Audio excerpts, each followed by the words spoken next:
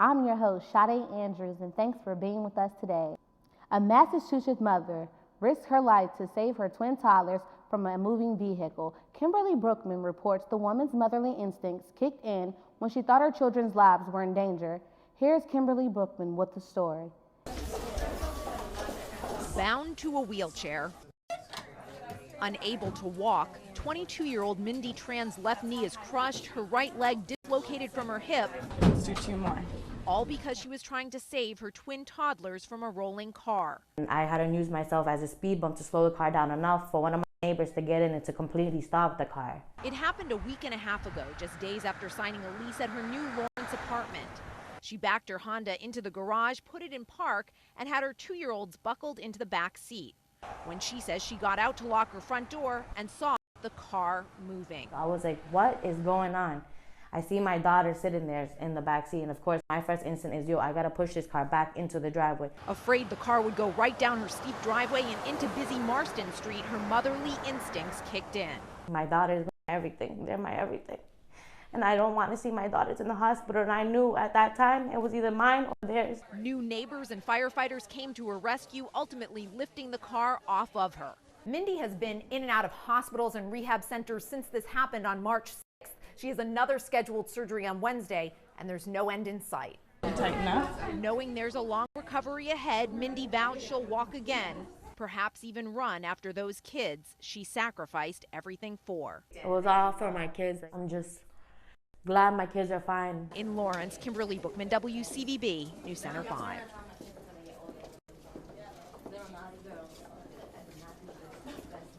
In other car news, General Motors knew over 10 years ago there were problems with some of its cars, but it did not take them until now to issue a recall. What took GM so long to address this issue? Allison Kozik explains. Something went wrong with our process in this instance, and terrible things happened. That's GM CEO Mary Barra's latest video message to employees of General Motors concerning the recall of 1.6 million vehicles that are linked to at least 12 fatalities. GM announced the action in February, but the problems behind the recall are at least 10 years old. What took GM so long to issue and address the recall? Why did federal regulators fail to act? These are the questions being asked by criminal investigators, and the families of victims involved want answers as well. Even though I knew she was gone, I reached over, I kissed her forehead, and whispered in her ear, "Brooke, I will vindicate your death." In 2001, the problem was found in the Saturn Ion. However, internal reports indicate the matter was resolved with a redesigned switch. But in 2004, another engineer reported bumping the key mid-drive and shutting down the Chevrolet Cobalt. They already knew there were some deaths by 2007 and injuries. A GM report to NHTSA reads, after consideration of the lead time required, cost, and effectiveness of each of these solutions, the investigation was closed with no action. NHTSA did not classify it as a safety issue in 2007. Why? Because it claimed drivers could still steer and stop the car to safely restart it. A special accident investigation team went to investigate a crash in Wisconsin, and in the course of doing that, they discovered that the ignition switch was in the accessory position, means you could run the radio but not the car. The Department of Transportation met with General Motors in March of 2007 and talked about it. That same year, GM's legal department opened a file but didn't notify engineers of the problem. There's absolutely no reason that GM's lawyers should not have notified engineers right away as soon as that case came to their attention. New GM CEO Mary Barra served as vice president of global manufacturing engineering in 2008. It's unclear when Barra knew of these issues, but she's heading up GM's massive recall just 2 months into the top job. She's appointed a new vehicle safety czar. GM has offered $500 to customers whose cars have been recalled towards the purchase of a new vehicle, but the company has yet to address liability for any incidents before GM's 2009 bankruptcy. Allison Kozik, CNN, New York. All you students out there, be sure to stay on top of GM news if it affects your vehicle. When we come back, Hear what college students have been getting into lately.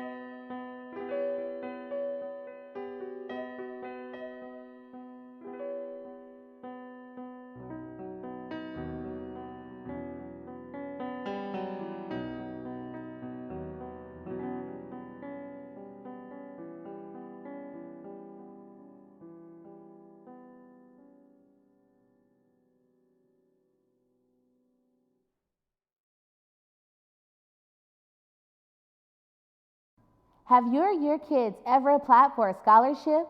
Perhaps you know the thrill if your child receives one or maybe even two. Well, how about 150 scholarship offers? That's the case for students in Miami, and Cynthia Demos explains there's more to this story than meets the eye. Take a look at Chad Thompson on the practice field here, then at signing day choosing the University of Miami as his school of choice. This defensive end received 150 scholarship offers, but don't blink, it's not all for football. He can play with the best of them. Amazing, we know, but there's more. These are just 2 of the 9 instruments he plays. A proud soon-to-be graduate of Booker T. Washington. I was very excited. It was a big opportunity to show a lot of people with the talent here at Booker T, not just the football. This phenomenally talented senior received 150 scholarship offers in football and in music. The 18-year-old helped lead the Tornadoes to back-to-back state championships and a national title this season, but says he fell in love with music at the age of 3 while listening to his late grandmother's gospel CDs. Thomas said Grandma bought him a guitar and signed him up for piano lessons. By the time he was 5, he was performing. Now he's decided his future home is with the U, as part of the football team and with the Frost School of Music. My plans in the future, I'm going to UM for music technology, and I'm playing football. The NFL or music production, for Thomas, focuses both. So, if I make it to the NFL, that'll be a blessing for me. But his love for music is strong and a passion that comes from within. I got a major love for music, so I just took it upon myself to learn how to play the instruments that I hear in the songs.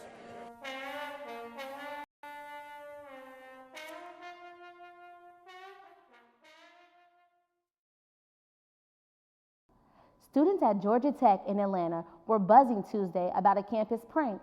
Someone stole the tea from the university's tower.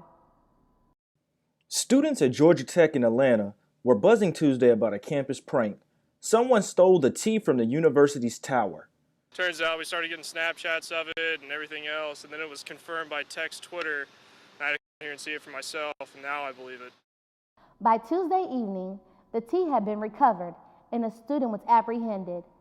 The Georgia Tech Police Department will determine what charges will be filed. College students in Poland now hold the world record for the largest domino chain. Take a look. Students from the Czestochowa School of Economics created the chain by arranging 4,998 books like dominoes. The previous record holder in this category arranged 4,845 books in a chain at a literary fair in Antwerp, Belgium in 2013. A Michigan teacher lets fifth grade students taste non-alcoholic beer as a part of a history lesson. Gino Vici reports some wonder if the teachers broke the law. I think it's a horrible mistake myself. I was shocked. Mixed reaction across the Linden School District after a fifth grade teacher allowed students to drink non-alcoholic beer inside the classroom. According to Linden School's superintendent, it was part of a class project about colonial times. Ed Colito says a social studies teacher asked her students to bring in food and drink that represented that era. One parent decided to bring in cornbread and O'Doul's, similar to what you see here. Not a big deal to some. I do think it's blown out of proportion. I don't think it's a big deal at all. At the time, Colito says the teacher didn't see the harm either. The teacher looked at the label and said non-alcoholic beverage, so she thought it would be okay. But many, like Nancy Jenkins, say, no, it's not okay, because it sends the wrong message to kids that age. Just encourages them to drink alcoholic beverages when they get older. But after one parent called the school asking why her fifth grade student brought a bottle of O'Doul's home, and then looking into the matter, the district didn't think it was a good idea either. So they sent out this letter to parents alerting them of the situation and ensuring them it won't happen again. While the district does agree the teacher made a serious mistake by allowing non-alcoholic beer inside the classroom, the superintendent maintains it was an honest mistake. Yet some still wonder if that teacher broke the law. And here's why. I myself tried to purchase O'Doul's from a local store. The cashier checked my ID because you can't buy non-alcoholic beverages or near beers unless you're 21. We also reached out to the State Liquor Commission and were told furnishing near beers or non-alcoholic beverages to minors is a misdemeanor. And knowing that, the superintendent feels strongly that no laws were broken. It doesn't erase the decision to actually use it as a substitute, but it's, as far as the letter of the law, it's not in violation of the law. A meeting of a lifetime for a high school student from Texas comes true. He got to talk face-to-face with the President Obama at the White House. Teresa Woodard has his story. A stranger probably sees the wheelchair first. But anyone who meets John Cohen sees past it fast. Where he lacks in physical ability, he compensates using his mind and anything else he can use. John is in the junior ROTC at Mesquite's Horn High School. He was born with spinal muscular atrophy. At 18, he has the muscle strength of a 6-month-old with the heart of a soldier. People with disabilities and veterans who can still serve should serve, not just as a civilian, but as a real soldier. On spring break, he took that proposal to the top. And the door opened, and there he was.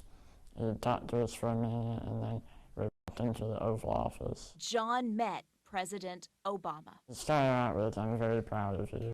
And I was like, oh, thanks. The 10-minute meeting was John's Make-A-Wish request, not because it would be cool to meet the commander-in-chief. He did it to share his vision. He'd like America to create a corps for people with disabilities who want to be in the military, and he sees the potential for more. As technology is getting bigger and bigger, we're eventually going to be in a cyber war and not a weapon war. One day there'll be something you can think about and make it move. So at that time, John could be in it. The president listened, and John says seemed to like what he heard. From a young patriot willing to serve, hoping he can. Risa Woodard, Channel 8 News.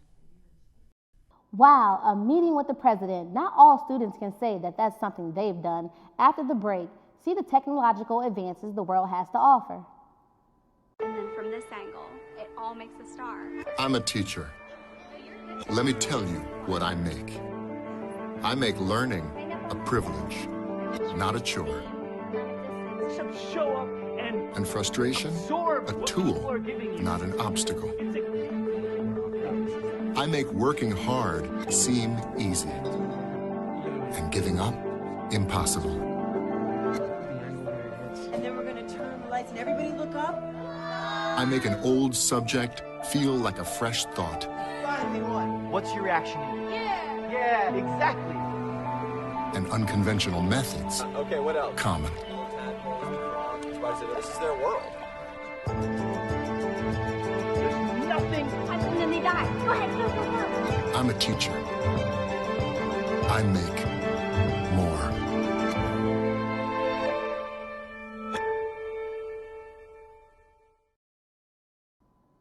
Technology is growing. Are you staying on top of it?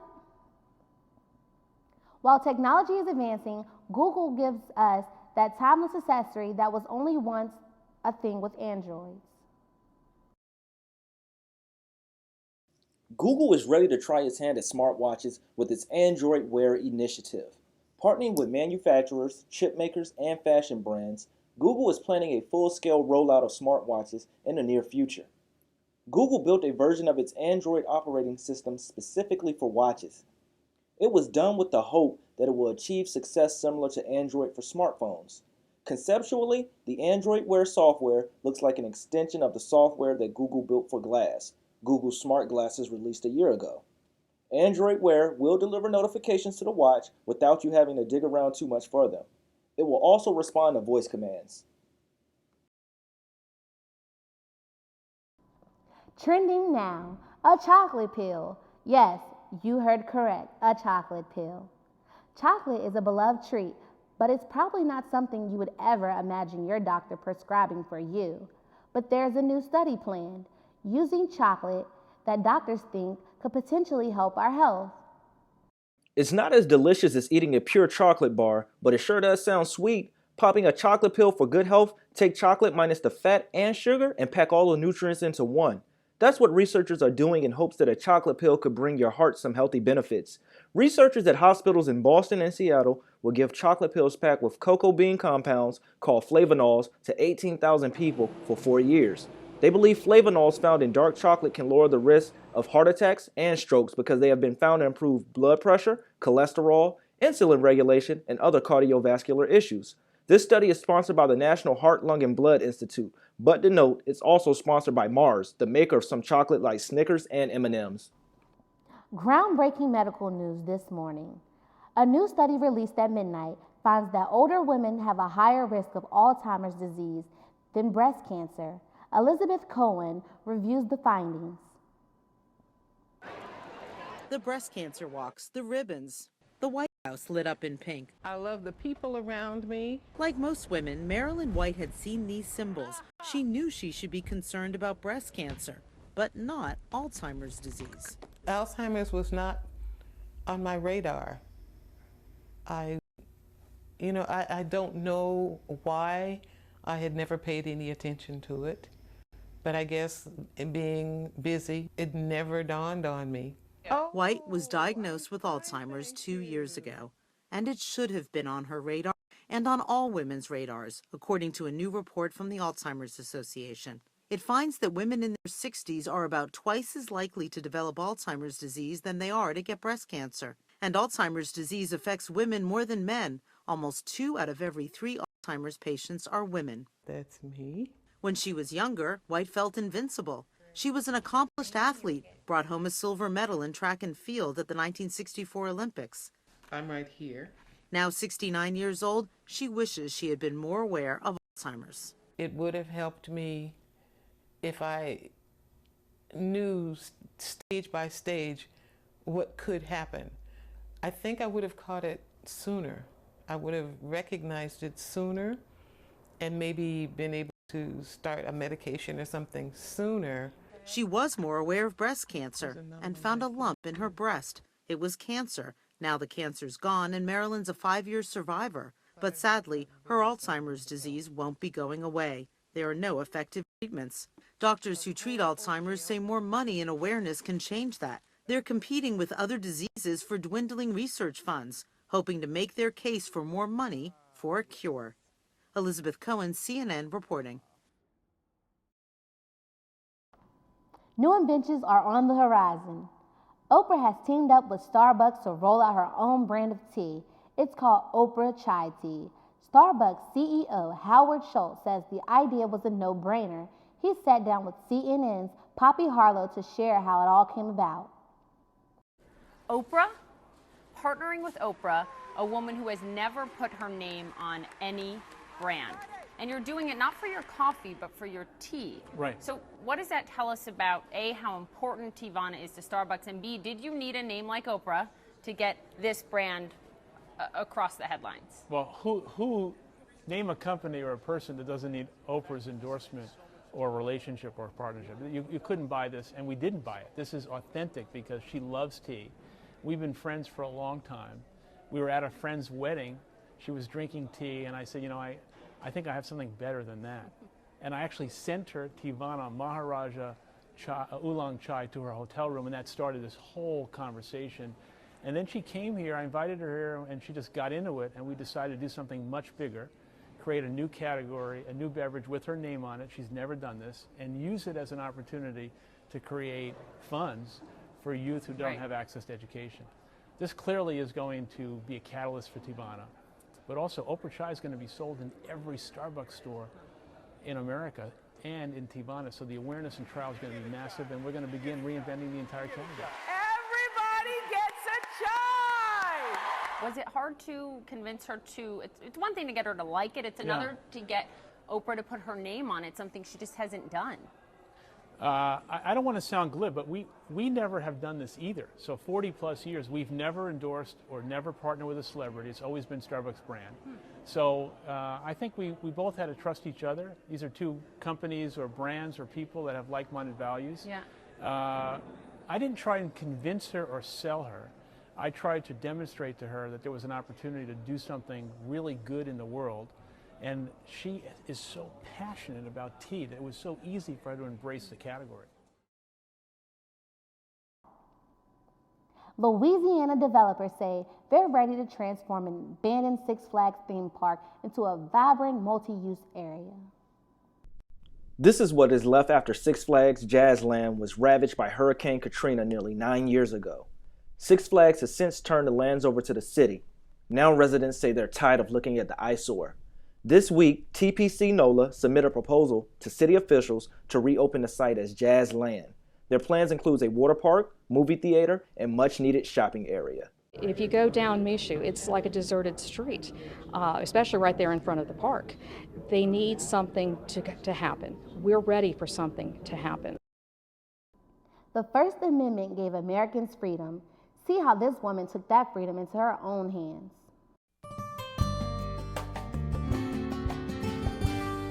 So my sister and her son are stopping over this afternoon, and I wanted to surprise them with one of my favorite family recipes. Great Grandma's balsamic chicken and bacon pasta salad. My nephew John has his big 100-meter dash coming up, so this should give him lots and lots and lots of energy for the race. First, I'm going to brown the chicken and the bacon on the stove. While that cooks, I'm going to prepare the balsamic vinegar dressing. And chop up some fresh basil, scallion, and tomatoes. To prevent cross-contamination, always separate raw meats from fruits and vegetables. This is good. Is it our family recipe? Great grandma Suelos. I figured John could benefit from all the pasta. Big race tomorrow, Johnny? You know it. Gotta eat lots and lots and lots of carbs to keep my energy going. Yep. Keep you going, all right. A week later, John broke his personal record, running the 100-meter dash in just under 14 seconds. Unfortunately, it was in the opposite direction toward the bathrooms. Roughly 1 in 6 Americans get sick from food poisoning each year. So make food safety your new family recipe. Watch more recipes for disaster at foodsafety.gov. Learn the right steps as Maria does everything wrong. A woman in California is defending a controversial statue in her yard of a giant hand sticking the middle finger. Frick frack, I say. Call it giving someone the finger or the bird. This 10-foot-tall statue June Satori has put up in her yard, she says, has a different meaning of the F word. I still got fight. I'm still able to fight. Satori says she's fed up with past tribal leaders, homeowners letting their cattle run freely, ruining her yard, and alleged mishandling of tribal funds. There was one project we were supposed to revamp our water. The guy went off on a holiday and went and bought furnishings for his house. So she built this statue. We can't show you the whole thing because of FCC regulations. It's been up in her yard for 5 years, but it just became an issue last week when the tribal office asked her to remove it, calling it an embarrassment and offensive, especially to young children. Do you think it's okay for kids to walk by her and see this? Sure, why not? My grandson helped me, my youngest grandson helped me on it. We found this youth center and playground just down the street from Satori's home. Despite objection from the current tribal administration, Satori plans to keep the one-gun salute in her yard. She says it's a freedom of speech and piece of artwork. So why is it bad? Why is it obscene? To me, it's not obscene. It's not hurting anyone. It's all in what your interpretation is. Living healthy seems to be a new trend. Here is Maurice Carter reporting on ways to maintain your health.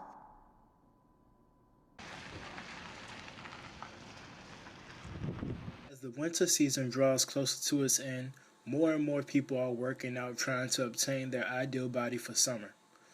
According to the CDC, exercise alone will not help you lose body fat. Along with exercising, you must pursue a healthy diet to achieve successful weight loss. The most efficient and healthy diet plan incorporates fruit, vegetables, whole grains, lean meats, fish, poultry, and eggs.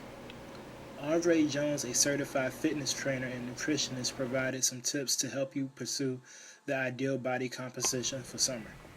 Hello, my name is Andre Jones. I'm a NASM certified personal trainer and a certified nutritionist, and I want to summarize how exactly to get the ideal body composition before summer pertaining to vegetables and fruits. Everybody knows you have to eat healthy, but eating healthy is kind of complex. So let's divide it into 2 categories. You have low GI carbs and high GI carbs. Low GI carbs are pretty much like anything that's slow digesting, anything that's sour. So melons. High GI carbs, anything sweet like bananas and apples. To achieve the ideal body composition, you need a mix of high GI and low GI carbs to maintain that ideal physique. With these tips and proper exercise at least 3 times a week, an individual should have no problem achieving their desired beach body for the summer.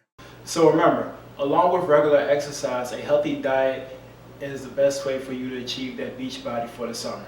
I am Maurice Carter from the Spartan Echo TV.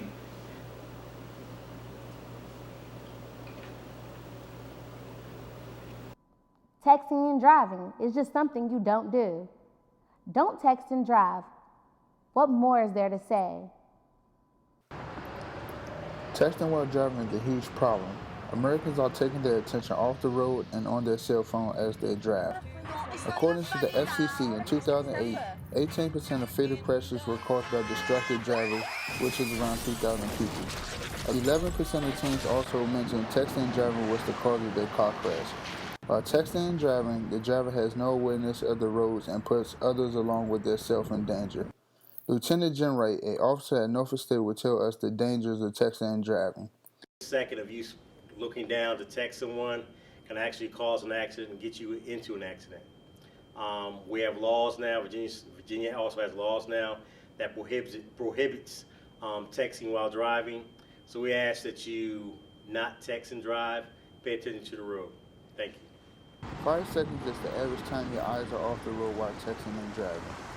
While traveling at 55 miles per hour, that's enough time to cover a football field. According to the Ad Council, 42% of young adults feel they can safely text and drive. Refraining from texting and driving can save others and your own life. Remember, it can wait. As you can see, texting and driving is a distraction to drivers. Remember, it can wait. In Norfolk, Ramsey Henderson, Spartan Echo TV. College student Dante Hayden is on his way to becoming a filmmaker. Malika Hamilton with the story.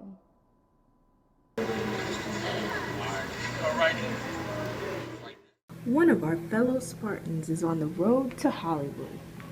Senior mass communications major Dante Hayden is someone you should keep your eye on. In just his 4 years here on the campus of Norfolk State University, he has grown his resume to substantial heights for a college student. He has interned with multiple companies including LG Studios, Visually Inclined, Music Choice, and New Dominion Pictures. Hayden has many talents including producing, acting, and directing. This ambitious young man does it all while still going to school.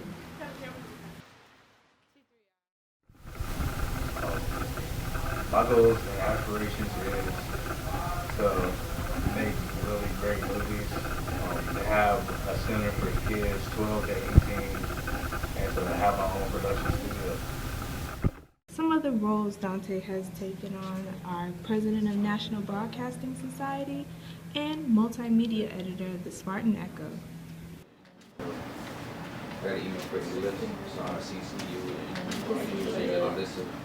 He is also a 2-time fellow of Tim Reed's Legacy Media Institute and was even asked to return to help Reed and his crew produce Praheem's recent film, Troop 491.